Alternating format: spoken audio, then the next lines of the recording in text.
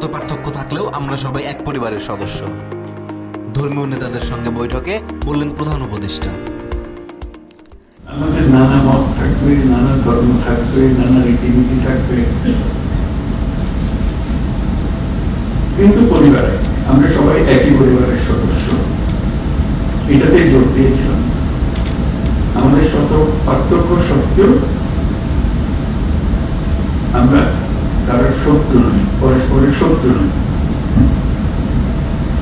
শেখ হাসিনার বিদ্বেষমূলক বক্তব্য প্রচারে ট্রাইব্যুনালের নিষেধাজ্ঞা। সোশ্যাল মিডিয়ায় ইতিমধ্যে প্রচারিত কন্টেন্ট সরিয়ে নিতে বিটিআরসিকে নির্দেশ। প্রধান উপদেষ্টার সঙ্গে 28 রাষ্ট্রদূতের সাক্ষাৎ 9 ডিসেম্বর। চেন্নাই বাংলাদেশ বিরোধী বিক্ষোভ, নারী সহ গ্রেপ্তার 500।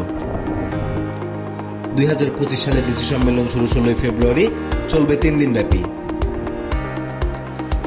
গণঅভ্যুত্থানে শহীদ প্রতিটি পরিবারের কাছে ক্ষমা চাইলেন আইজিপি।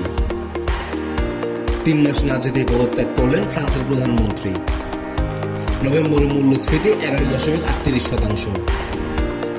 কাজী নজরুল ইসলামকে জাতীয় কবি ঘোষণার গেজেট প্রকাশের অনুমোদন। সাম্প্রদায়িক সম্প্রীতির দেশ গড়ে তোলার আহ্বান প্রধান বিচারপতির।